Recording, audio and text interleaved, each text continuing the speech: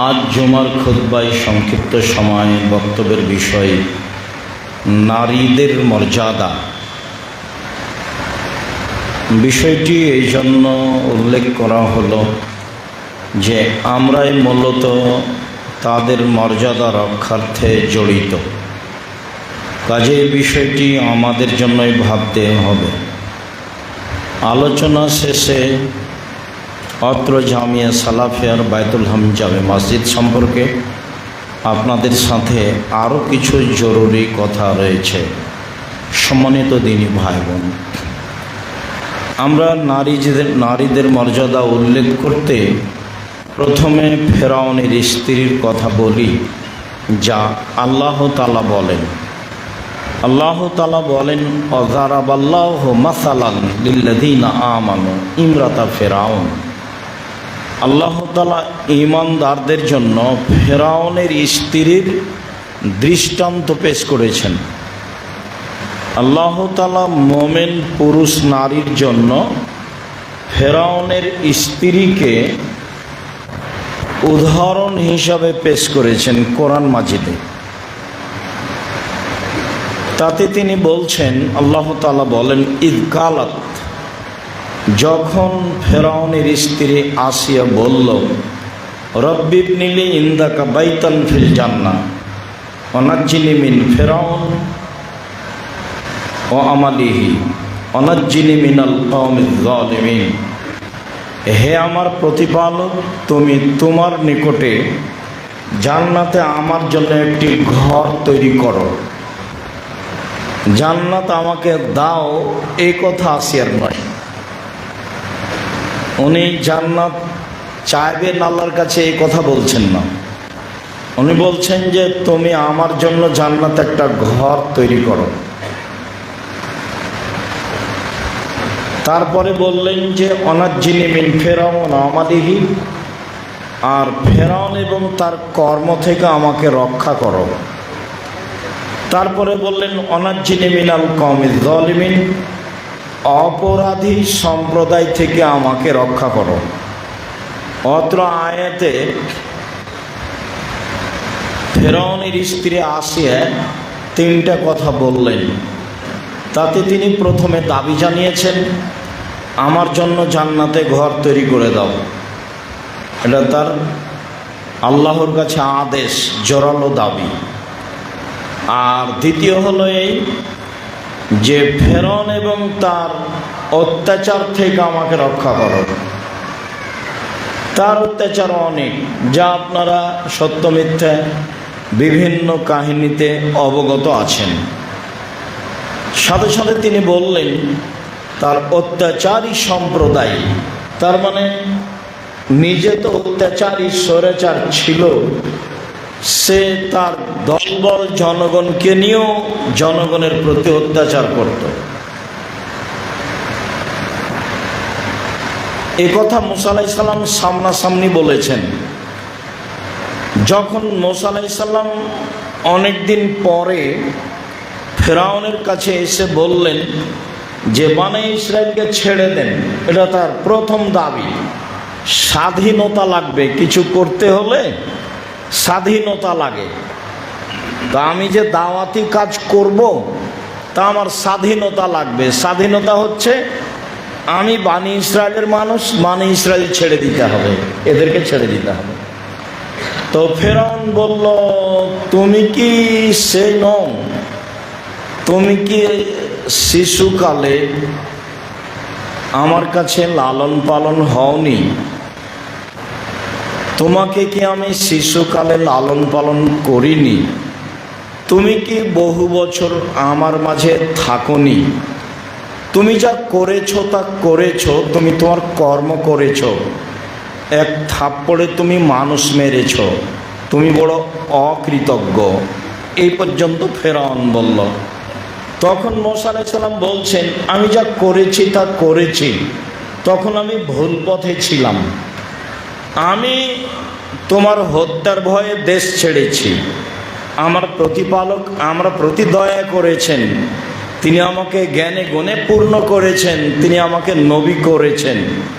তুমি আমার প্রতি অনুগ্রহ করেছ, শিশুকালে তুমি লালন পালন করেছ, অনুগ্রহ করে তুমি খোঁটা দিয়েছ, এই সুবাদে তুমি বনী ইসরাইলকে দাস দাসীতে পরিণত করেছ, তুমি বড় উদ্ধত স্বৈরাচার সীমা লঙ্ঘন করেছ। এই পর্যন্ত মূসা আলাইহিস সালাম বললেন, তুমি বড় উদ্ধত স্বৈরাচার সীমা লঙ্ঘন করেছ। আল্লাহ বহু জায়গাতে তার এই কথা বলেছেন। ইবনাতা ইমরান, ইমরানের মেয়ে মারিয়াম, আহসানাত ফারজাহা আল্লাতী আহসানাত ফারজাহা ফানাফাখনা ফীহি মিন রূহিনা। মারিয়াম অশ্লীল কাজে লিপ্ত হয়নি, সে নিজের লজ্জাস্থানকে হেফাজতে রেখেছে। জনগণ যা বলেছে তা ভুল বলেছে, আমি নিজে থেকে তার জরায়ুতে আত্মা ফুঁকে দিয়েছি, তার কারণেই তার সন্তান জন্ম নিয়েছে। সে পূত পবিত্র, অসাদ্দাকাত, সে আল্লাহকে বিশ্বাস করেছে, তার কেতাবাদিকে বিশ্বাস করেছে। ওয়াকানাত মিনাল কানিতিন, সে ছিল অনুগতদের একজন। পৃথিবীতে যারা ভালো মানুষ, সর্বোচ্চ ভালো, তার অন্তর্ভুক্ত মারিয়াম। আবু মুসা আশআরী রাদিয়াল্লাহু তাআলা আনহু বলেন, রাসূল সাল্লাল্লাহু আলাইহি সাল্লাম একদা বললেন, কামলা মিনার রিজালি কাসীর ওয়ালাম আকমাল মিনান নিসা ইল্লা সালাসা। বহু মানুষ বড় বড় জান্নাত লাভ করেছে, করবে, তবে মহিলারা তেমন বড় জান্নাত লাভ করবে না, মাত্র তিনজন। এক, আসিয়া ইমরাত ফিরআউন, ফিরআউনের স্ত্রী আসিয়া। দুই, বিনত ইমরান, ইমরানের মেয়ে মারিয়াম। তিন, ফাদলা আয়েশা আলা সাইরিন নিসায়ে কাফাদলি সারিদা আলা সারি তমে। আয়েশার সম্মান পৃথিবীর সকল মহিলার উপরে সারিদ খাদ্যের যেমন মর্যাদা, সকল খাদ্যের উপরে। গোস্তের ঝোলে রুটি ভিজালে তাকে সারিদ বলা হয়। এইটা যেমন আরবিদের কাছে সবচেয়ে পছন্দনীয় খাদ্য, তেমনিভাবে সারা পৃথিবীতে সবচেয়ে সম্মানী মহিলা আয়েশা। এই কথা রাসূল সাল্লাল্লাহু আলাইহি সাল্লাম বলেন। আনাস রাদিয়াল্লাহু তাআলা আনহু বলেন, আল্লাহর নবী বলেছেন, হাসবুকা মিন নিসাইল আলামিন। আনাস, মনে রেখো, তোমাদের জন্য সারা পৃথিবীর মহিলাদের মাঝে সবচেয়ে দামি সম্মানী চারজন মহিলাই যথেষ্ট। সবচেয়ে সম্মানী দামি চারজন মহিলা, তারাই যথেষ্ট। এক,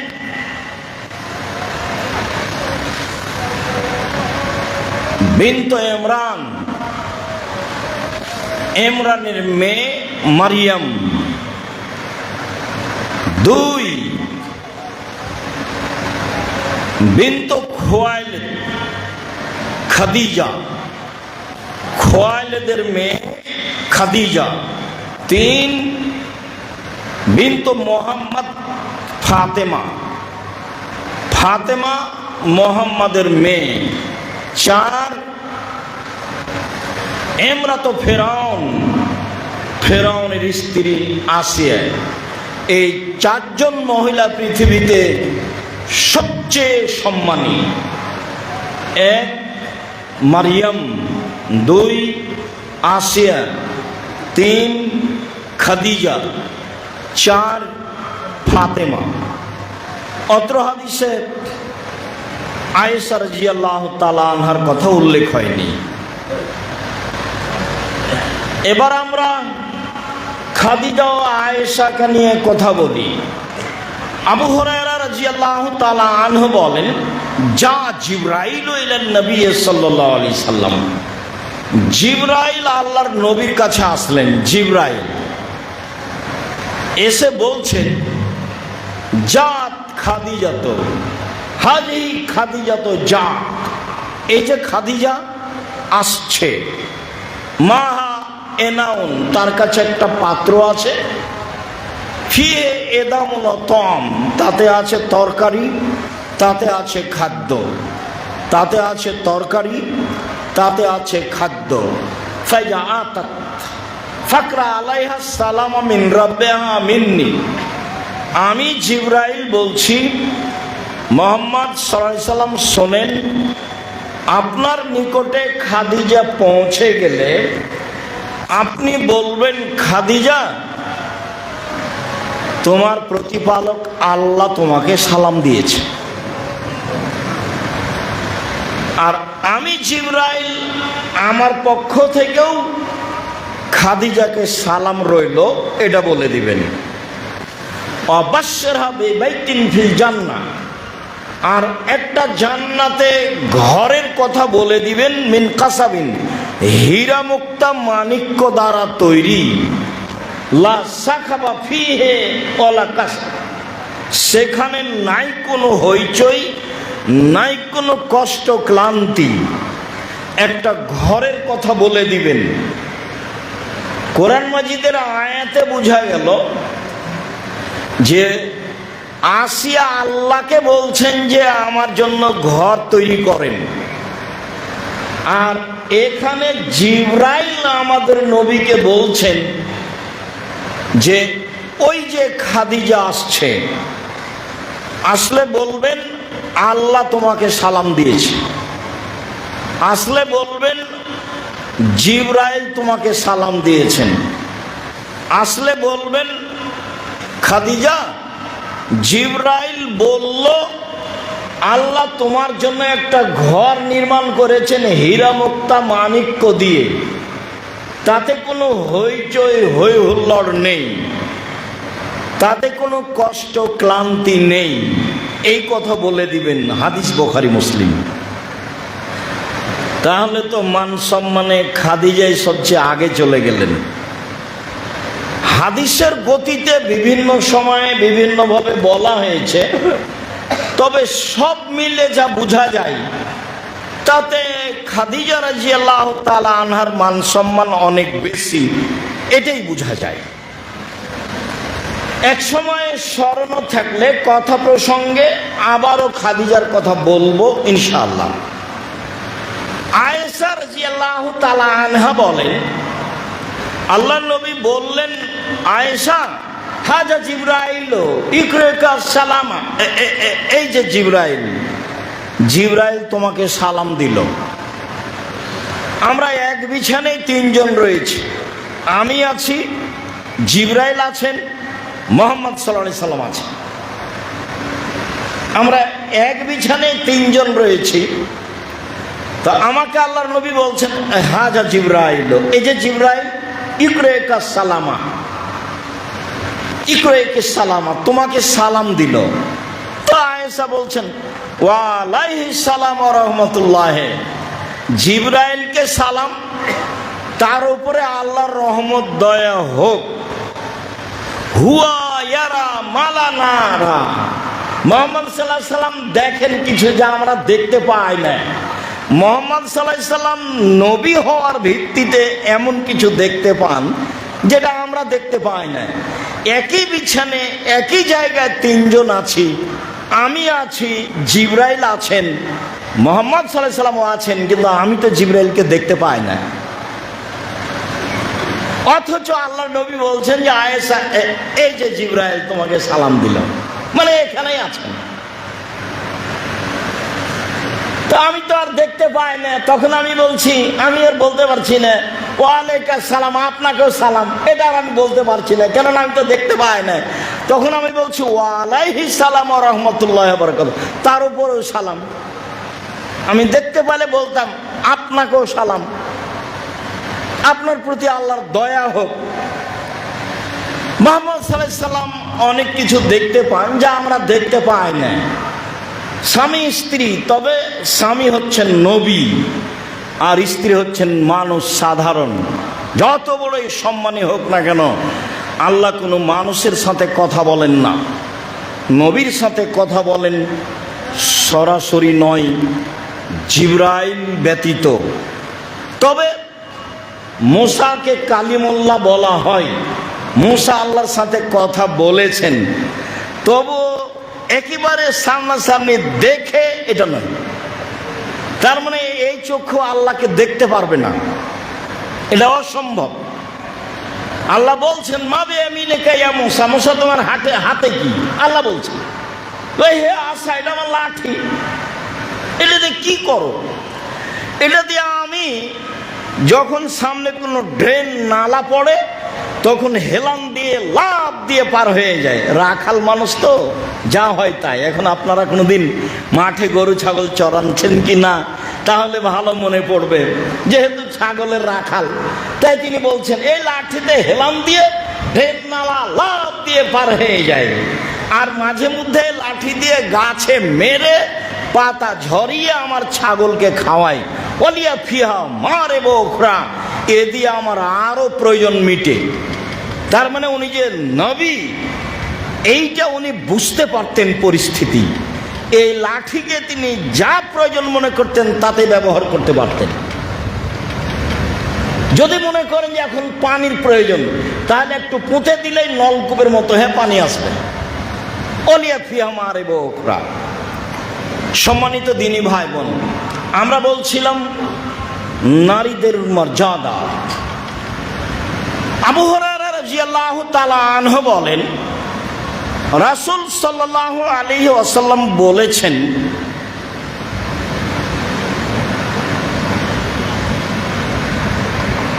নিসাউ কুরাইশ রাকেবনাল এবেলা, কুরাইশদের মহিলারা, কুরাইশ বংশের মহিলারা, মক্কার মহিলারা যারা উটের উপরে উঠে, সলেহ নিসাইল কুরাইশ, কুরাইশের মহিলারা সবচেয়ে ভালো, কুরাইশ বংশের মহিলারা সবচেয়ে ভালো। কেন? আহনাহু আলা ওয়ালাদিন ফি সিগরিহি, ওরা বাল্য অবস্থায় ছেলে মেয়েকে লালন পালন করতে খুব স্নেহময়, ময়াময়, দয়াময়, বাচ্চাকে খুব আদর করে, খুব ভালোবাসে। তাহলে এই বৈশিষ্ট্য আরবের সব এলাকার নয়। অবশ্য আমাদের দেশে, ভারত, বাংলাদেশ, পাকিস্তানে ছেলে মেয়েকে বেশি আদর করা হয়, এই আদরে ঠিক। আল্লাহ রাসূল বলছেন যে মক্কার মহিলারা, বিশেষভাবে কুরাইশ বংশের মহিলারা সবচেয়ে ভালো। কেন? সবচেয়ে সম্মানী কেন? তারা বাচ্চাদের প্রতি স্নেহশীল, বাচ্চাদের প্রতি দয়াশীলা, বাচ্চাকে লালন পালন করতে, দয়া করতে তারা অনেক আগ্রহী, এই জন্য ভালো। দুই, ওয়ারদাহু আলা যাওজিন ফি যাতি ইয়াদিহি, এবং স্বামীর অর্থ সম্পদ হেফাজতে খুব যত্নবান। স্বামীর অর্থ সম্পদ, বাড়ি ঘর সব কিছু হেফাজত করতে বেশি যত্নবান, ওরা বেশি সচেতন। এই দুইটা সাইড ভালো মর্মে তারা সবচেয়ে ভালো নারী, এই কথা মুহাম্মদ সাল্লাল্লাহু আলাইহি সাল্লাম বললেন।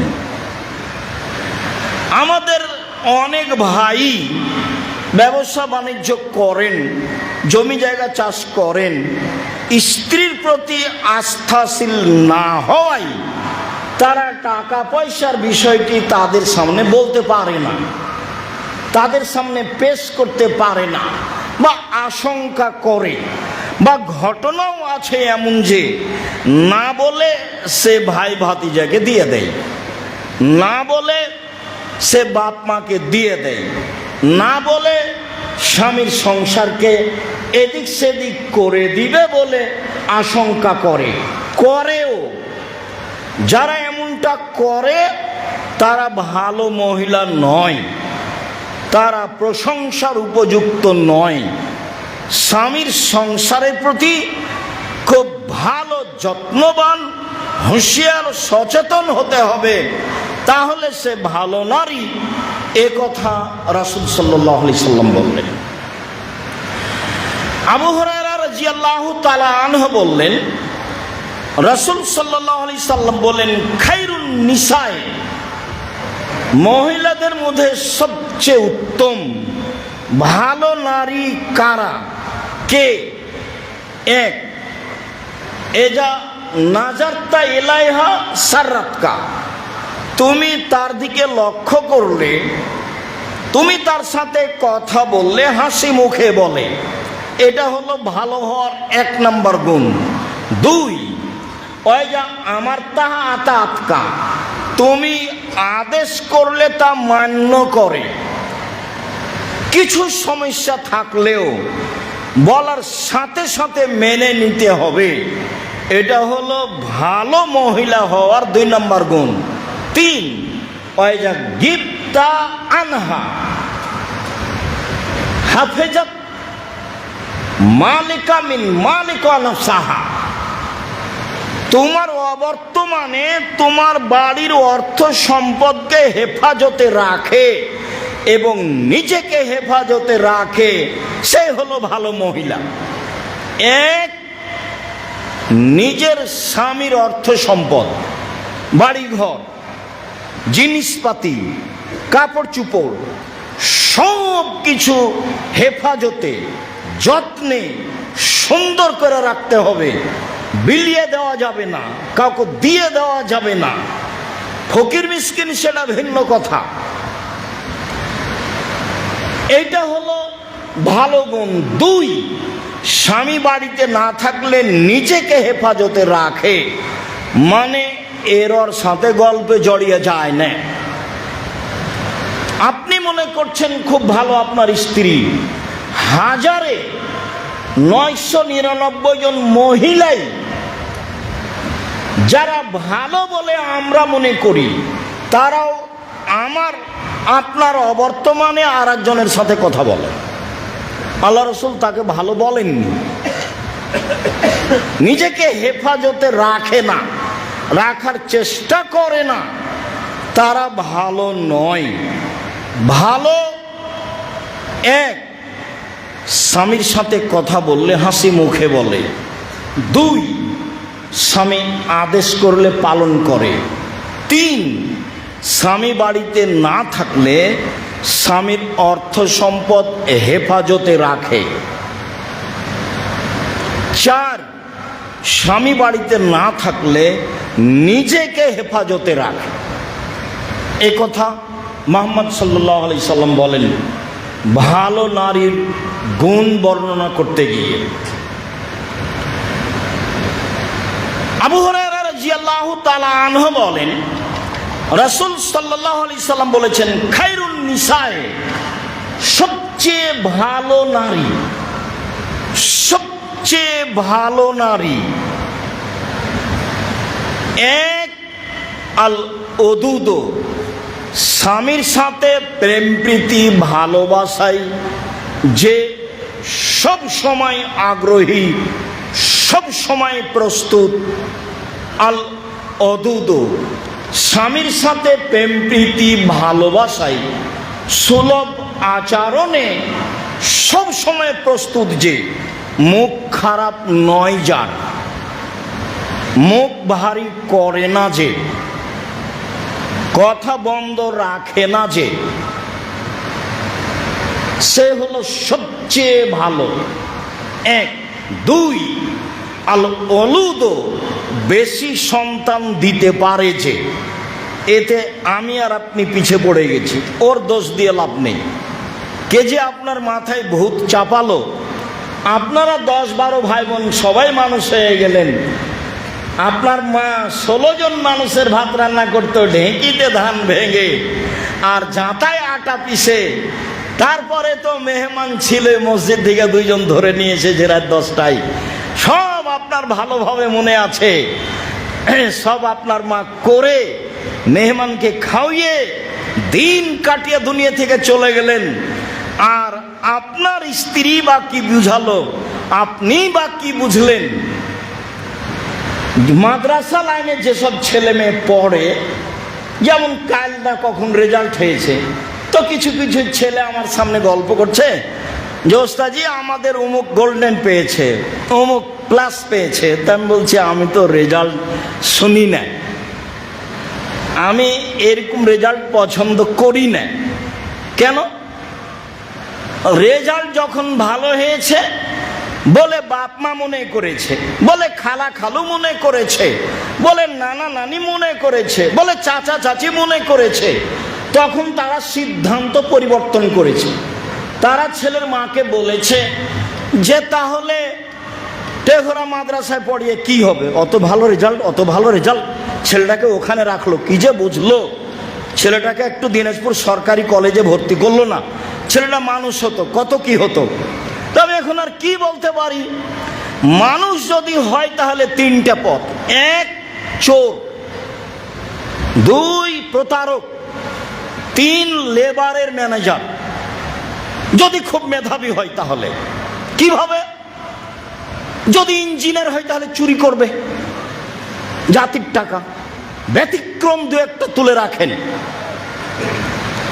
আর যদি ডাক্তার হয় তাহলে প্রতারক হবে, যে কোম্পানি তাকে টাকা দিয়েছে তারই নামে তারই প্রেসক্রিপশন লিখবে, এটা তো আপনার চোখের সামনে। তিন, যদি খুব মেধাবী হয়ে বিদেশে থেকে যায় তাহলে ওকে বিদেশিরা বড় পদ দিবে না, দিবে যারা পায়খানা করে তাদের ম্যানেজারি। ম্যানেজারি 3 লাখ টাকা বেতন, তখন দেখো সুবহানাল্লাহ, তো বাংলাদেশের কোনো চাকরিতে 3 লাখ বেতন নাই, তো আমি যারা পায়খানা পরিষ্কার করে তাদের ম্যানেজার হলে কি হবে? টাকার তো সমস্যা নেই। এটাই হিসাব। ব্যতিক্রম নিয়ে কথা ভেঙে দেওয়ার চেষ্টা করবেন না। ব্যতিক্রম ব্যতিক্রমী। আপনার বয়স এখন 80 বছর, আপনি তেঘরার মানুষ, দিনাজপুরের মানুষ, বিগত 80 বছরকে চ্যালেঞ্জ করলাম আমি। আপনার চোখে দিনাজপুরের খুব মেধাবী ছেলে, মেধাবী মেয়ে জাতির কি করেছে সেটা বলেন, সেটা আমার সামনে বলবেন। আমার খুব কষ্ট পাই। আব্দুল মুকাদ্দম নিয়ে গেল আমার কান দেখানোর জন্য এখানে এক ডাক্তারের কাছে। সে কান বিশেষজ্ঞ, বড় ডাক্তার। বললো খুব অসুবিধে, কি যে হয়, কিছু বললো, ঔষধ দিল। ঢাকার বড় ডাক্তার, কান বিশেষজ্ঞ, বলল যে কি যে হয়, অসুবিধা খুব বেশি। রাজশাহীর বড় ডাক্তার বলল মনে হচ্ছে পর্দা ফেটে গেছে। অনেক কিছু বলল, বিরক্ত হলাম। কলকাতা গেলাম প্রোগ্রামে, নেমে বলছে এই ছেলেরা শোনো মেডিকেলে যাব। তো গেলাম, ডাক্তারকে বললাম যে দেখেন, তো ডাক্তার একটু দেখেই মুখটা সরিয়ে নিল। আমি বললাম হাজরাত যারা মেহরবানি করকে দোবারা দেখতে, যদি আপনি আর একটু ভালো করে কানটা দেখতেন, মানে ওর দেখা আমাকে ভালো লাগেনি। তখন হেসে উঠেছে, হেসে উঠে বলছে দো দাওয়া লিখ দিয়া, 2টা ওষুধ লিখে দিয়েছি, জিন্দেগি মে কভি नहीं होगा, এটা ভালো হয়ে যাবে, কিয়ামত পর্যন্ত কোনোদিন হবে না। अगर हो भी जाए তো दूसरे के इस्तेमाल करना पहले को नहीं। তাহলে দ্বিতীয়টা ব্যবহার করিও, প্রথমটা নয়। 3 দিন পরে ভালো হয়ে গেছে। এখানে 1.5 বছর 2 বছরের কথা। আমি প্রশংসা করিনি কারো, বদনামও করিনি কারো, আমার নিজস্ব বাস্তব কথা বলছি। সম্মানিত দিনী ভাই, কোথা থেকে কথা বলছিলাম? ছেলে মানুষ করতে হবে জাতির জন্য, ছেলে মানুষ করতে হবে পরকালের জন্য, ছেলে মানুষ করতে হবে নিজের জন্য। যেটা আপনাকে আমি দিন রাত বলছি। আমার মনে বড় সাধ, এই দেশের মাটিতে আমি উন্নত মানের প্রতিষ্ঠান গড়বই ইনশাআল্লাহ, যেখানে ছেলে মেয়ে বাংলা ইংরেজি আরবি উন্নত মানের শিক্ষা অর্জন করে জাতির অন্যায়ের বিরুদ্ধে লড়বে, মুখে কলমে মিডিয়ায় লড়বে ইনশাআল্লাহ। মাঠে আছি মুখে, মাঠে আছি কলমে, মাঠে আছি মিডিয়ায়, আরো শক্তভাবে থাকবো সময়ের গতিতে ইনশাআল্লাহ। আপনাকে বলে রাখলাম, বাস্তব তেঘরা বিরল দিনাজপুর, তার মধ্যখানে আবারও বলছি, সম্মানিত দিনী ভাই বোন, যারা এলাকায় বসবাস করেন, দিনাজপুরে বসবাস করেন, আমার কোনো ভুল দেখে, আপনার জামিয়া সালাফের কোন লোকের ভুল দেখে মনে সংকীর্ণতা নিয়ে এসে ক্ষতিগ্রস্ত হওয়ার চেষ্টা করবেন না। আমি জাতির ক্ষতি করি না, 10 পয়সার ক্ষতি করি না, আমি কাজে সফল হবই হব ইনশাআল্লাহ। আপনার সংকীর্ণতা আসলে এই সংকীর্ণতার বোঝা বহন করতে করতে আপনার মরণ হয়ে যাবে, আপনি কিছুই করতে পারবেন না। আমার চোখে দেখা বাস্তব। 2013 সালের 24 আগস্ট রোজ মঙ্গলবার সকাল 11টার সময় বলেছিলাম জামিয়া সালাফিয়া হাঁটাবো, বীর হাঁটাবো রূপগঞ্জ, নারায়ণগঞ্জ, ঢাকায়। আমার হাতে টাকা নেই, এই কথা সত্য। এখানে প্রতিষ্ঠান গড়বে, এই কথা সত্য। ইনশাল্লাহ গড়বে। এখন প্রতিষ্ঠানটি প্রায় 100 বিঘা জমির উপর অবস্থান করে, প্রায় 100 বিঘা পূর্বাচলে। তার মানে আপনার ভিতরে যদি প্রতারণা না থাকে, আপনি কাজে সফল হবেন ইনশাল্লাহ, দেরিতে হোক। আপনার কথা বললেই হবে তা তো নাও হতে পারে। ইয়াকুব আলাইহিস সালামের ছেলে ইউসুফ আলাইহিস সালাম হারিয়ে গেলেন, দুইজনের নবী, বাপও নবী বেটাও নবী। 25 বছর লেগেছে ছেলেকে ফেরত পেতে। 25 বছর দিন রাত কান্নাকাটি করছেন বাপ, বেটাও কান্নাকাটি করছে, দুইজনই নবী। 25 বছর সময় লাগে। তা আমি আপনি এত ব্যস্ত হয়ে গেলাম কেন? ছেলেকে জাতির উদ্দেশ্যেই মানুষ করতে হবে, এই কথাই ঠিক। পরকালের লক্ষ্যেই ছেলেকে মানুষ করতে হবে, এই কথাই ঠিক। নইলে ফলাফলে আসবে চাঁপাই নবাবগঞ্জের ভাষায় আমও যাবে, ছালাও যাবে, কাঁদতে কাঁদতে 2 চোখও যাবে। বস্তা গেছে, আমও গেছে, সবই হারাচ্ছে, যা আপনি দেখতে পাচ্ছেন। বেশি বলে কোনো লাভ নেই এবং ব্যতিক্রম বলে কোনো লাভ নেই। ব্যতিক্রম কিছু পৃথিবীতে থাকতেই পারে, থাকবে, এটাই স্বাভাবিক। যেহেতু মানুষ, ব্যতিক্রম কিছু থাকবেই।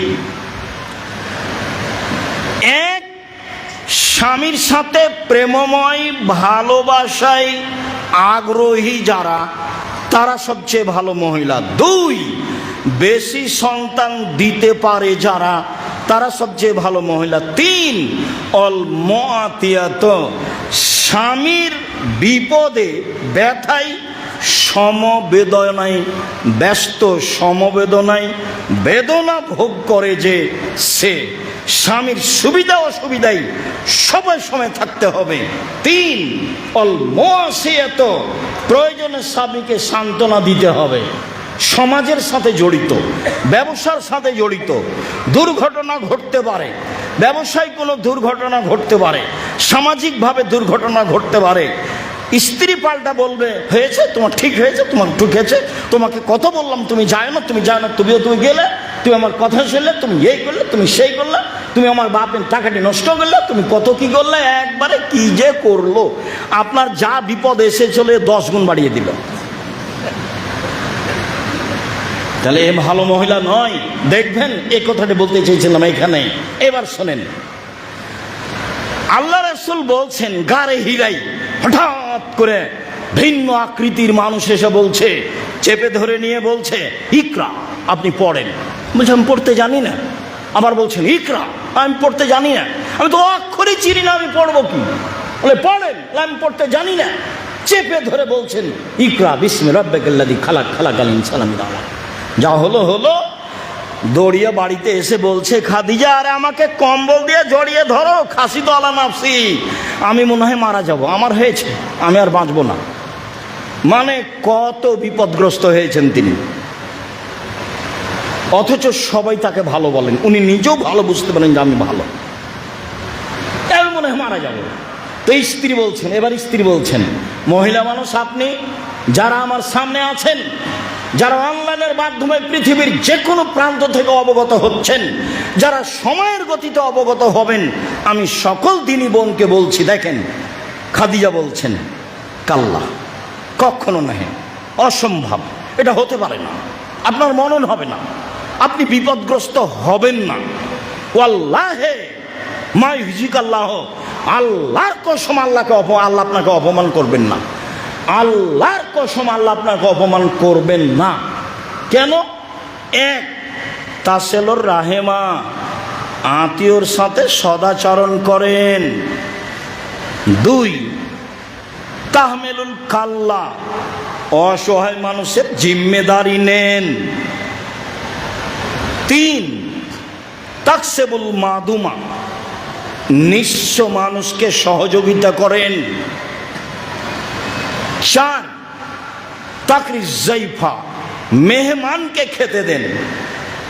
5,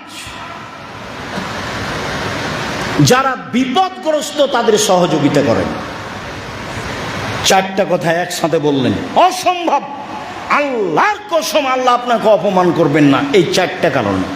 আরে আপনি তো ভালো মানুষ, আপনি এসব কাজ করেন। 1, আত্মীয়র সাথে ভালো আচরণ করেন। 2, অসহায় মানুষের জিম্মেদারি নেন। 3, নিঃস্ব মানুষকে সহযোগিতা করেন। 4, মেহমানি করেন, মেহমান দেখে ভয় পাবেন না। মেহমান তো ভাগ্নে ভাগ্নি, বোন এসেছে, 4-5টা ছেলে মেয়ে, আপনার স্ত্রীর মাথায় খারাপ, না আপনার মাও বিপদে, কার দিকে যায় এতগুলো ছেলে মেয়ে?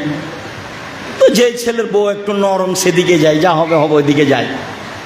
আপনি এটা খুব ভালো জানেন, অথচ আপনাকে বলেছি, আপনি আমার আম্মাকে বলে দিবেন, আম্মা দুলা ভাই আমার কাছে খাবে, বোনেরা আমার কাছে খাবে, ভাগ্নে আমার কাছে খাবে, ভাগ্নি আমার কাছে খাবে, আমার আব্বার 10 বন্ধু যত ছিল যারা আসবে তারা আমার কাছে খাবে। এই কথা আপনি বলবেন আপনার মাকে, আপনার মায়ের মনটা বড় হয়ে যাবে।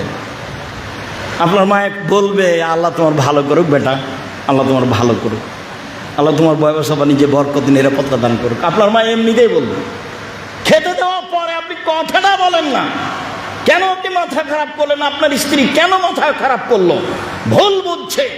সবচেয়ে ভালো নারী 1, স্বামীর সাথে প্রেম বিনিময়ে ভালোবাসায় আগ্রহী যে।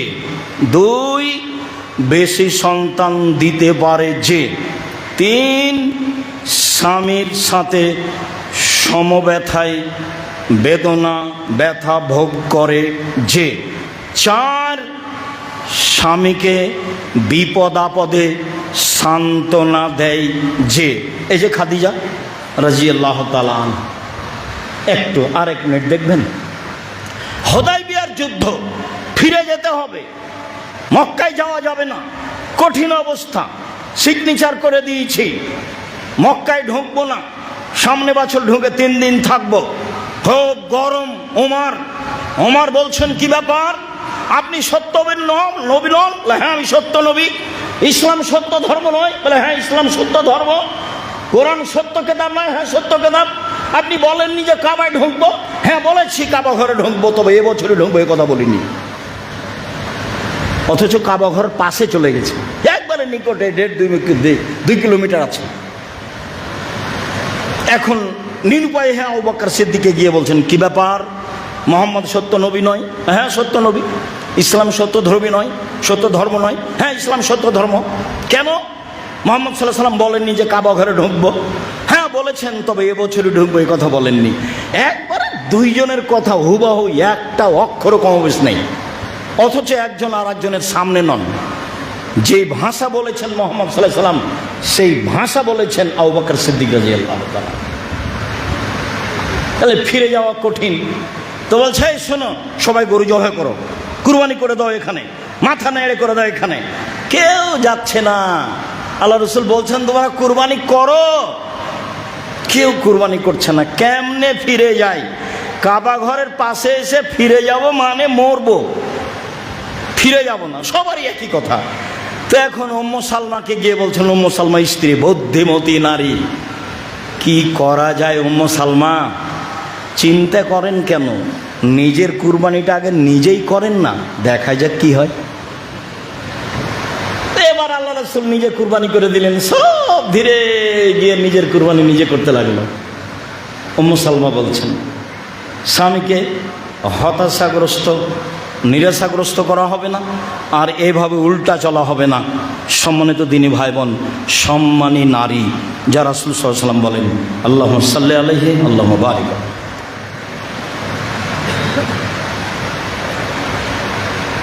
আলহামদুলিল্লাহ ওয়াহদা ওয়াসসালাতু ওয়াসসালামু আলা মান লা নাবিয়্যা বা'দা। নারীদের মর্যাদা। আনাস রাদিয়াল্লাহু তাআলা আনহু বলেন, রাসূল সাল্লাল্লাহু আলাইহি ওয়াসাল্লাম বলেছেন, মানা আলা জারিয়াতাইন হাত্তা তাবলুগা, কে যদি 2 জন মেয়ের লালন পালন করে মেয়েটা বড় হওয়া পর্যন্ত, ফাহুয়া আনা ফিল জান্নাতে হাকায়া, তাহলে সে ব্যক্তি আর আমি মুহাম্মদ সাল্লাল্লাহু আলাইহি ওয়াসাল্লাম জান্নাতে একসাথে থাকবো। সুম্মা দাম্মা আসাবেহ, তখন তার 2টা আঙ্গুল জমা করে নিলেন। এইভাবে তর্জনী আর মধ্যমা আঙুল দুইটা জমা করলেন, দিয়ে বলছেন যে দুইটা মেয়ের যে লালন পালন করবে সেই পিতার আমি মুহাম্মদ সাল্লাল্লাহু আলাইহি সাল্লাম জান্নাতে এভাবে থাকবো। ছেলের ব্যাপারে এই কথা আল্লাহ রাসূল বলেননি। তিনি বলেছেন কেউ যদি এতিম লালন পালন করে তাহলে সেই ব্যক্তি আর আমি জান্নাতে একসাথে থাকবো। তখন এই দুটো আঙ্গুল দেখেছেন গেছে একটু ফাঁকা রেখেছে, ও আমার সাথে জান্নাতে থাকবে, তবে একটু দূরে থাকবে। আর মেয়ে যদি লালন পালন করে তাহলে আমি আরো একসাথে। এবার আল্লাহ রাসূল বলছেন মান আলা সালাসা বানাতিন, কেউ যদি তিনটা মেয়ের লালন পালন করে, তখন বলছেন এক আদাবাহুন না, তাকে শিষ্টাচার শিখিয়ে দিল। বহুদিন আপনাকে বলেছি শিষ্টাচারের কথা। নখ বড় আছে এটা শিষ্টাচার নয়, চুল সামনে ছোট আছে এটা শিষ্টাচার নয়, নগ্ন গায়ে পোশাক আছে এটা শিষ্টাচার নয়, ঘুম থেকে উঠে না এটা শিষ্টাচার নয়, বড় মোবাইল হাতে রাখে দিনরাত নগ্ন ছবি নিয়ে ব্যস্ত থাকে এইটা শিষ্টাচার নয়। এক, মেয়েকে শিষ্টাচার শিখিয়ে দিল। দুই, ওয়াজাওয়াজাহুন্না, বিবাহ শাদী দিয়ে দিল। তিন, আহসানা ইলাইহিন্না, তার সাথে ভালো আচরণ করলো। কুনাল্লাহু সিতরান মিনান নার ইয়াউমাল কিয়ামা, বিচারের মাঠে মেয়েরা পিতাকে জাহান্নাম থেকে বাঁচানোর জন্য জাহান্নামের অন্তরাল হবে। ওইদিকে থাকবে জাহান্নাম, এদিকে থাকবে পিতার মধ্যে থাকবে মেয়েরা। আমার আব্বাকে জান্নাতে দিতে হবে, তারপরে কোনো কথা। তিনটা মেয়ের ফল, আমার আব্বাকে জান্নাতে দিতে হবে, তারপরে কোনো কথা। আমাদের সাথে কোনো কথাই নাই। এত শক্তভাবে মেখে যাবে, কোনো আমল এত শক্ত হয়ে দাঁড়াবে না। দান একটা থেকে আর একটা করতে পারে, এ কথা ঠিক, কিন্তু এত শক্তভাবে দাঁড়াবে মেয়ে বাপকে জান্নাতে নিয়ে যাওয়ার জন্য। মেয়েদের মর্যাদা, মেয়েদের মর্যাদাই ভিন্ন, যা রাসূল সাল্লাল্লাহু আলাইহি সাল্লাম বলেন। সম্মানিত দিনী ভাই বোন, মেয়েদেরকে লালন পালন করতে সতর্ক থাকুন, হুঁশিয়ার থাকুন, সাবধান থাকুন। একটা মেয়ের জায়গায় দুটা যদি মেয়ে হয় তাহলে তো দাদি নানি বলছে কি করবি, ডিপিএস খুল না একটা গাভী কিন। তিনটে যখন মেয়ে হয়েছে তখন বলছে ভাই এ বউ চলবে না, ভাই বউ তালাক দিয়ে দে। তাহলে সামাজিক অবস্থা এখন কেমন, আরো খারাপ হবে। সামাজিক অবস্থা আরো খারাপ হবে, নারীদের অবস্থা যেটা দেখছেন আরো খারাপ হবে। এ কথা আল্লাহ বলেছেন, এ কথা নবী বলেছেন। সম্মানিত দিনী ভাই বোন, নারীদের মর্যাদা, রাসূল সাল্লাল্লাহু আলাইহি ওয়াসাল্লাম বলছেন আলাউ বেরকুম বেআহলিল জান্নাহ, আমি কি তোমাদের বলে দিব না জান্নাতি যারা কারা? বলে দিই আমি তোমাদেরকে, জান্নাতি কে কে কে জান্নাতে যাবে বলেন। এক, আর নবীও ফিল জান্নাহ, নবীগণ জান্নাতে যাবে। দুই, অসিদ্দিক ফিল জান্নাহ, সত্যবাদীরা জান্নাতে যাবে। তিন, অশোহদা, শহীদেরা জান্নাতে যাবে। চার, অনিসাও মিন আহলিকুম, তোমাদের পরিবার হতে মেয়েরা জান্নাতে যাবে। তবে এক, আল অদুদ, স্বামীর সাথে ভালোবাসায় প্রেম বিনিময়ে আগ্রহী যে। দুই, আল অদুদ, বেশি সন্তান দেয় যে। তিন, আল আউদে লাজ্জাওজে, স্বামীর সাথে কোনো সময় মন কষাকষি হলে স্বামীর হাত ধরে বলে যতক্ষণ পর্যন্ত তুমি খুশি না হবা ততক্ষণ পর্যন্ত আমি কোনো কিছু খাবো না। এরা হলো জান্নাতি নারী। সরাসরি নারীদের ব্যাপারে বলেননি, তবে বলেছেন আমি কি যারা জান্নাতে যাবে তাদের কথা বলে দিব না? বলেন। এক, নবী। দুই, সিদ্দিক। তিন, সোহদা। চার, নারী। কে স্বামীর সাথে সদাচরণ করে যে। দুই, সন্তান বেশি দেয় যে। 3, কোনো কারণে স্বামী অসন্তুষ্ট হলে স্বামীকে সন্তুষ্ট করার পূর্ব পর্যন্ত খায় না যে, সে হলো সম্মানী নারী, জান্নাতি নারী। আনাস রাদিয়াল্লাহু তাআলা আনহু বলেন, রাসূল সাল্লাল্লাহু আলাইহি সাল্লাম বলেছেন, মহিলারা জান্নাতে যাবে 4টা কাজ করলে। আল মারাত এজা সাল্লাত খামসাহা, যখন 5 ওয়াক্ত সালাত আদায় করবে 1। 2, সামাত শাহরাহা, রমজান মাসে সিয়াম পালন করবে।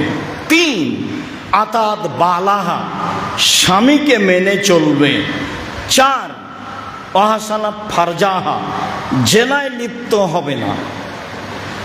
আমি বলেছি, অনেক দিনই বোন আমাকে বলেছেন যে তিতা লাগলেও মিঠা লাগলেও, মানে স্বামী গালি দিলেও স্বামীকে মেনে চলতে হবে। আপনি আমার দিনী বোন, এটাই কথা। আমার পক্ষ থেকে বিকল্প কিছু বলার নেই, এটাই কথা। আপনার স্বামীর মুখ খারাপ হলেও আপনার স্বামীর সাথে আপনাকে ভালো আচরণ করতে হবে, এটাই ঠিক। নারীদের জন্য জীবনের 2টা জিনিস কল্যাণ ডেকে নিয়ে আসবে। সেটা হলো 1, প্রতিশোধ না নেওয়া, প্রতিবাদ না করা, আর অভিমান না করা। 2টা কাজ। প্রতিবাদ করবেন না, যা বলছে বলুক, চুপ থাকেন, শরীর কেটে যাবে না। মুখ বন্ধ রাখেন, ভালো হবে। যা বলছে বলুক, প্রতিবাদ নেই। তুমি এই কথা বললে কেন, তুমি এই কাজ করলে কেন, প্রতিবাদই নেই। আমার জীবনে 2টা ত্যাগ, চেষ্টা চালিয়ে যাচ্ছি জাতির সামনে অনেক দিন থেকে। 1, মানুষের প্রতিশোধ নিব না, যে যা পারবে সে তা করে নেক, এটা আমার জীবনের ত্যাগ। 2, মানুষের বদনাম করব না, মানুষের পিছে পড়তে রাজি নয়। এই 2টা আমার জীবনে খুব ত্যাগ। যে কোনো মূল্যে এই 2টাকে ধরে রাখার আমি প্রাণপণে চেষ্টা করছি। প্রতিশোধ নিব না। 2, মানুষের পিছনে পড়ব না, বদনাম করব না, যা বলবে বলুক। আপনি মহিলা মানুষ, প্রতিবাদ করিয়েন না। 1, 2, অভিমান করিয়েন না। অভিমান করলেই পূর্ণ না হলে শয়তান আপনাকে একবার পাগলি বানিয়ে ছাড়বে। অভিমান কি? কাছেই ছিল স্বপ্নপুরী, সবাই যায়, সারা দেশ থেকে দেখতে আসে, তুমি আমাকে একদিন নিয়ে গেলে না, এর নামে অভিমান। এর রমজানে তুমি এই দিলে না, সেই দিলে না, তারই নামে অভিমান।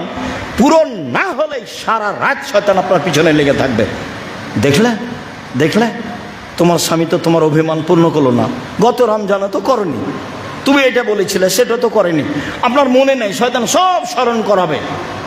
20 বছর আগে যেটা স্বামী করেনি সেটাও শয়তান স্মরণ করাবে, পারেও দিয়ে ভোর হতে দেখবেন, হতে হতে আপনি একবার পাগলি হয়ে গেছেন।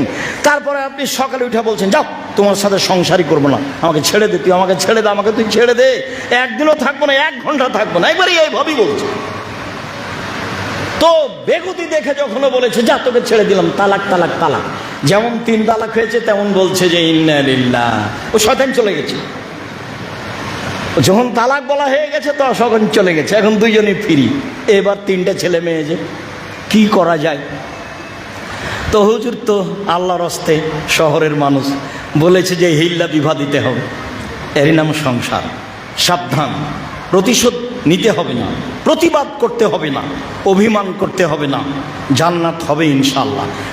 1, 5 ওয়াক্ত সালাত। 2, রমজান মাসের সিয়াম রোজা। 3, স্বামীকে মেনে চলা। 4, জেনায় লিপ্ত না হওয়া। জেনা যদি হয়েই যায়, আজ থেকে তোবা, জিন্দেগি তার কোনোদিন এই অশ্লীল কাজে লিপ্ত হব না। অশ্লীল কাজ এটা সবচেয়ে খারাপ। 1 মিনিট ভালো করে বুঝতে পারবেন কিনা, আবু সাইদ খুদরি বলছেন, আল্লাহ নবী শোনেন, আমি যদি আমার স্ত্রীর সাথে কাউকে জেনা করতে দেখি, ওকে আগে জবাই করব, তারপরে কোনো কথা। আপনি বলছেন এই জেনা করতে দেখলে আগে সাক্ষী পেশ করতে হয় 4 জন, হলে তোমাকেই মারবো। যদি কেউ তোমার স্ত্রীর সাথে জেনা করছে এটা দেখো, তাহলে মুখ খুলতে পাবা না, চারজন সাক্ষী পেশ না করলে, নইলে তোমাকে মারবো, 80 লাঠি পিটাবো। তখন সাহাবী বলছেন যে আমাকে মারবেন, আমি ওকে আগে কুরবানি করব, তারপরে কোনো কথা। তার মানে তার খুব মেজাজ। তখন আল্লাহ রসুল বলছেন, দেখছো তোমরা আবু সাইদের আত্মমর্যাদা, স্ত্রীর জেনা আত্মমর্যাদায় আঘাত করেছে। আরে শোনো, জেনার কারণে স্বামীর আত্মমর্যাদায় যত জোরে আঘাত করেছে, আমার আত্মমর্যাদায় জেনার কারণে তার চেয়ে বেশি আঘাত করেছে। আমার আত্মমর্যাদায় যত আঘাত করেছে, আল্লাহর আত্মমর্যাদায় তার চেয়ে বেশি আঘাত করেছে। আমি তো তোমার জন্য স্ত্রী রেখেছি, একটা করো, দুইটা করো, তিনটা করো, চারটা করো, তুমি জেনা করলে কেন? তুমি জেনা করলে কেন? আরে আবু সাইদের আত্মমর্যাদায় যত আঘাত লেগেছে, জেনা এত খারাপ কাজ, আমার আত্মমর্যাদায় তার চেয়ে অনেক অনেক গুণ বেশি আঘাত লেগেছে। আমার আত্মমর্যাদায় যত আঘাত লেগেছে, আল্লাহর আত্মমর্যাদায় তার চেয়ে বেশি আঘাত লেগেছে, তার নাম জেনা।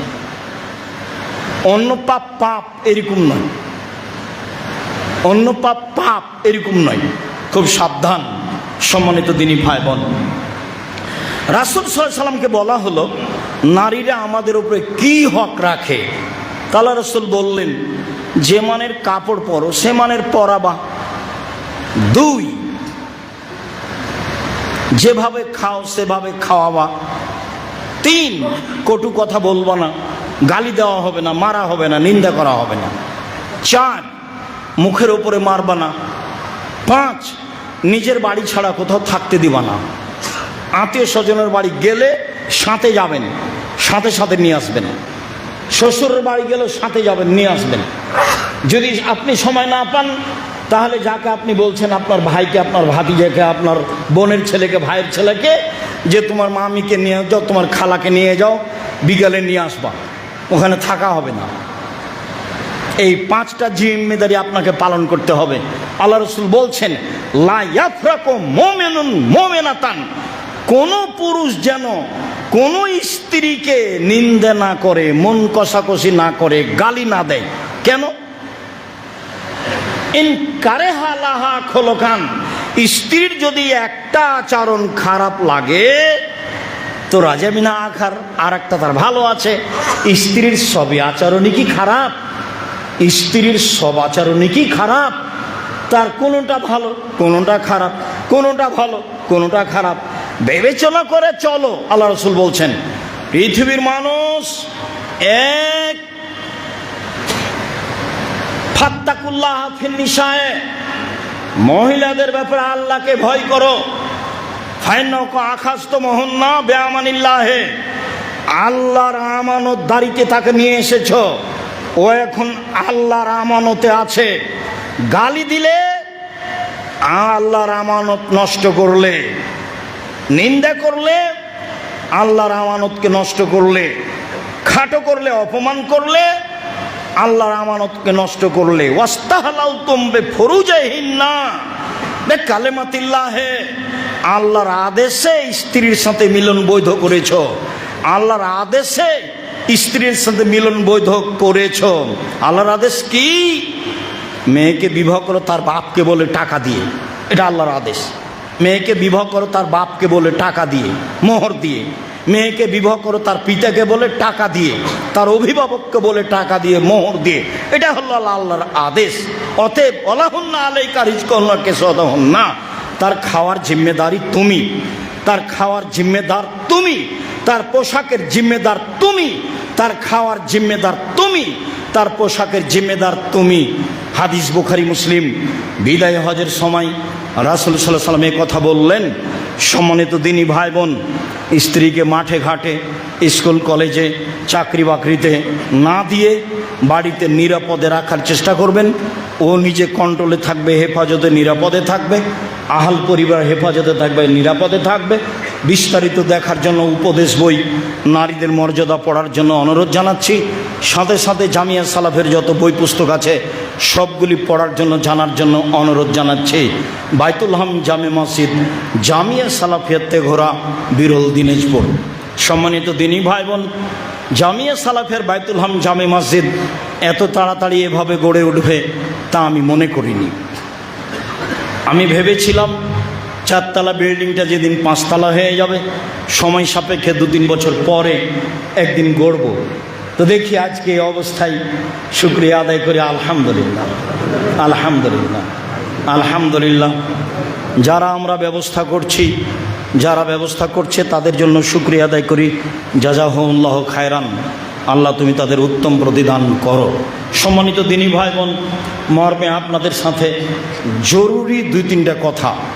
তার একটা কথা হলো এই, উত্তরবঙ্গে জামিয়া সালাফিয়া সবচেয়ে মর্যাদাপূর্ণ বড় প্রতিষ্ঠান জামিয়া সালাফিয়া তেঘরা বিরল দিনাজপুর। আপনাদের মনটা সবসময় বড় থাকবে, সংকীর্ণ নয়। সবসময় বড় থাকবে, সংকীর্ণ নয়। সংকীর্ণ হলে আপনি কষ্ট পাবেন, যেটা আমি চাই না। আপনি কষ্ট পেলে আপনি ক্ষতিগ্রস্ত হবেন। কেননা জামিয়া সালাফিয়ার বিরুদ্ধে লড়ে কিছু করা যাবে না, ইনশাআল্লাহ কোনো কিছু করা যাবে না। পৃথিবীর কোনো শক্তি ঠেকাতে পারবে না ইনশাআল্লাহ, ওপরে ছাড়া, ইনশাআল্লাহ। ওই চিন্তা আমি করি না, মানে সরিষা সমানও করি না, ওটা ভাবি না, ওটা আমার মাথাতেই নেই। প্রতি মাসে 40 লাখ টাকা বেতন লাগে, কিভাবে হয় আমি সেটাও জানি না। মসজিদ এভাবে গড়ে উঠেছে এ পর্যন্ত কিভাবে সেটা আমিও জানি না। যারা সাথে আছেন তাদেরও জানার বাইরে কিভাবে হয়, যারা দিন রাত এখানে বসে থাকেন। অতএব মন বড় রাখবেন, আল্লাহ খুশি হবেন, কাজ করতে ভালো লাগবে। 2, মন খুলে দোয়া করবেন। ছেলে মেয়ের জন্য যেমন করেন, আহাল পরিবারের জন্য যেমন করেন, জামিয়া সালাফে একটা নিজের পরিবার মনে করে বলবেন, আল্লাহ তুমি জামিয়া সালাফেকে কবুল করো। এটা আমি আব্দুর রাজ্জাক বিন ইউসুফ আপনার কাছে দাবি রাখছি, সবারই কাছে দাবি রাখছি। বিশেষভাবে তেঘরার মাটির উপর এটা গড়ে উঠেছে। তেঘরার লোককে এর উপরে বেশি সচেতন, হুঁশিয়ার হতে হবে, সংকীর্ণতা থেকে বেঁচে থাকতে হবে। আমি কি ভুল করলাম এটা দেখে লাভ নাই, পরামর্শ দেওয়া যায়, গ্রহণ করা যেতে পারে, করা যাবে ইনশাআল্লাহ। গ্রহণীয় হলে মনটা বড় করে আল্লাহর কাছে দোয়া করুন। আল্লাহ কবুল করলে ওপরে ঠিক হলে বাকি নিচে সহজ। আর যদি ওপরে ঠিক না হয় তাহলে সারা দুনিয়া লেগে পথ সহজ করা যাবে না। পরের কথা হলো এই, যেহেতু জনগণের সহযোগিতায় জামিয়া সালাফিয়া চলে, বাইতুল হাম জামে মসজিদ মানুষের সহযোগিতায় চলে, কাজেই যখনই আপনি এরকম অবস্থায় আসবেন, আমি এসেছি বা আব্দুল্লাহ এসেছে বা কেউ এসেছে, আপনাকে সহযোগিতার কথা বলা হবে, তখন আপনি বড় থেকে বড়, ছোট থেকে ছোট একটা দান হাতে করে নিয়ে আসবেন, খালি আসবেন না। আমার দিকে তো লক্ষ্য করেন, এইভাবে আল্লাহ রাসূল বলছেন, আল ইয়াদুল উলিয়া খায়রুম মিন ইয়াদিস সুফলা, দেওয়া হাত ভালো নেওয়া হাতের চেয়ে। আল ইয়াদুল উলিয়া খায়রুম মিন ইয়াদিস সুফলা, দেওয়া হাত ভালো নেওয়া হাতের চেয়ে। দান কি করে সেটা পরে, দান কবরের শাস্তি বন্ধ করে দেয়। দান যা আছে তা আর একটা উল্টে দিতে পারে। দান দিয়ে জান্নাত কিনা যায়, হজ করে কিনা যায় না, উমরা করে কিনা যায় না, সালাত আদায় করে কিনা যায় না, সিয়াম পালন করে কিনা যায় না, তাসবিহ তাহলিল আদায় করে কিনা যায় না। শুধু দান দিয়ে জান্নাত কিনা যায়। আল্লাহ বলছেন, আমি তোমার জানের বিনিময়ে আর টাকার বিনিময়ে জান্নাত বিক্রি করে দিলাম, যাও কিনে নাও, যাও কিনে নাও। আল্লাহ বলছে, নবী বলছে, আমরা জাতিকে বুঝাতে পারিনি। কাজেই এইরকম দিনে আমি বলছি 10 টাকা দিবেন, এটা আপনার মনে বলল, আমি মনে করি আপনার মন সংকীর্ণতা। আপনি যেতে তো 50 টাকা খরচ করবেন, আমি বললাম সেই জন্য আপনি ওভাবে করবেন কেন? আপনার মনটা যেভাবে খুশি হবে সেভাবে আপনি করবেন। আমি আপনাকে বলেছি, পতিতালয়ের মহিলা যদি কুকুরকে পানি পান করে জান্নাত পেতে পারে, জামিয়া সালাফে তেঘরা বিরল দিনাজপুরে এই প্রতিষ্ঠানে কোনো কিছু দান করলে সে জান্নাত পাবে ইনশাআল্লাহ। শিরক মুক্ত প্রতিষ্ঠান জামিয়া সালাফিয়া, বিদআত মুক্ত প্রতিষ্ঠান জামিয়া সালাফিয়া, দল মুক্ত প্রতিষ্ঠান জামিয়া সালাফিয়া, সংগঠন মুক্ত প্রতিষ্ঠান জামিয়া সালাফিয়া, হিংসা মুক্ত প্রতিষ্ঠান জামিয়া সালাফিয়া। হিংসার বালা মুসিবত নেই। শিক্ষক বসে অফিসে কারোর বিরুদ্ধে কথা বলতে পারবে না। আমি যদি অবগত হই তাহলে তাকে প্রতিষ্ঠান ছেড়ে দিতে হবে। হিংসা দিয়ে চলে না, দল দিয়ে চলে না, সংগঠন দিয়ে চলে না। একমাত্র শিরক মুক্ত অবস্থায়, বিদাত মুক্ত অবস্থায় আল্লাহকে সন্তুষ্ট করার জন্য 5 টাকা 10 টাকা একটা কয়েন হলেও হাতে করে আসবেন। আপনাকে যেন আপনার দান বেকায়দায় না ফেলে, এটা আপনি মনে রাখবেন। আমার দৃঢ়তা কাজ করে, পতিতালয়ের মহিলা যদি কুকুরকে পানি করে জান্নাত পেতে পারে, আপনি জামিয়া সালাফিয়া তেঘরা বিরল দিনাজপুরে 10 টাকা দান করলে আপনি জান্নাত পাবেন ইনশাআল্লাহ। ইনশাআল্লাহ পাবেন। কেন? এখানে শিরক নেই, এখানে বিদাত নেই, এখানে দল নেই, এখানে সংগঠন নেই, এখানে হিংসা নেই, এগুলো কিছু এখানে নেই। আমি বুঝতে পারলে এগুলো ছেড়ে দিতে হবে, না হলে কেটে পড়তে হবে, কোনো পথ নেই। এইভাবেই আছি, থাকবো ইনশাআল্লাহ। অতএব আবারও পুনরায় বলছি, ছেলে মেয়ে পাঠিয়ে ছেলে মেয়েকে উচ্চশিক্ষিত করুন জাতির উদ্দেশ্যে, পরকালের উদ্দেশ্যে, নিজের উদ্দেশ্যে, বংশের উদ্দেশ্যে। ছেলে মেয়েকে মানুষের মতো মানুষ করে গড়ে তুলতে হবে, যাতে করে জাতির কাজে লাগে, যাতে করে বংশের কাজে লাগে, যাতে করে আপনার কাজে লাগে, যাতে করে ছেলে মানুষকে পরকালমুখী করতে পারে। এইটাতে আপনি চেষ্টা করবেন দিন রাত। আল্লাহর কাছে বলেন, শক্ত করে বলেন, আমার ছেলেকে বড় আলেম করে দিতে হবে। আলবানিকে করেছো, আমার ছেলেটা পারো না? ইমাম বুখারীকে করেছো, আমার ছেলেটাকে পারো না? পারো তো তুমি। তোমাকে তো আমি খুব চিনি, তুমি আজিজ পরাক্রমশালী, তোমাকে কেউ ঠেকাতে পারে না। তুমি আমার ছেলেটাকে কিছু করে দিলে কে তোমাকে ঠেকাবে? তুমি করে দাও। আমার ব্যবসা বাণিজ্য যা ছিল তার চেয়ে বড় করে দাও। আমি অসহায় মানুষের পাশে দাঁড়ানোর জন্য ব্যবসা শুরু করেছি, এটা আপনি বলেন, আল্লাহ ব্যবস্থা করে দেবে। সম্মানিত দিনী ভাই বোন, নিজের জন্য দোয়া করবেন, জামিয়া সালাফের জন্য মন খুলে দোয়া করবেন, বাইতুল হাম জামে মসজিদে মন খুলে দান করবেন। জমি ক্রয়ের একটা ব্যবস্থা চলছে, যারা ভাইরা আছেন তাদেরকে জিজ্ঞাসা করলে বোঝা যাবে 1 শতক জমির দাম কত, 5 শতক জমির দাম কত। তাদের সাথে কথা বলে আজকাল 2 দিন পরে জমি ক্রয়ের টাকা দিয়ে যাবেন, যেগুলো মসজিদের জন্য ক্রয় চলছে। আমার জানা অনুপাতে মসজিদের দক্ষিণে জমি কিনতে বাকি আছে, পিছনে জমি কিনতে বাকি আছে। এগুলো মসজিদের রেখা এভাবেই করা আছে, রেখা যে এই পর্যন্ত যেতে হবে মর্মে। জমি কিনে অংশগ্রহণ করুন। রাসূল সাল্লাল্লাহু আলাইহি ওয়াসাল্লাম বলেছেন, মান বানা লিল্লাহি মাসজিদান বানাল্লাহু লাহু বাইতান ফিল জান্নাহ। কেউ যদি আল্লাহকে সন্তুষ্ট করার জন্য মসজিদ তৈরি করে, আল্লাহ তার জন্য জান্নাতে ঘর তৈরি করবেন। হাদিস বুখারী মুসলিম। দুর্বল ভেবে কোনো লাভ নেই, আমার জন্য জান্নাতে ঘর হবেই হবে ইনশাআল্লাহ। আরে ফেরাউনের স্ত্রী ইমানের দাবিতে বলছে জান্নাত তৈরি করে দাও, জান্নাতে ঘর তৈরি করে দাও, ইমানের দাবিতে। আর আল্লাহ রসুল বলছে যে আল্লাহ বানিয়ে দিবে, তুমি এটা করো না। সম্মানিত দিনী ভাই বোন, যারা মারা গেছে আমি তাদের জন্য দোয়া করি, আল্লাহ তুমি কবরের শাস্তি মাফ করো। তেঘরা মাদ্রাসার সাথে অনেক মানুষজন চলে গেছে, বহু পূর্ব প্রতিষ্ঠান, তারা যেটুকুই পারুক করেছে, এর বিনিময়ে তুমি তাদেরকে মাফ করো আল্লাহ। তুমি তাদের কবরকে প্রশস্ত করো, তুমি তাদের কবরকে আলোকিত করো।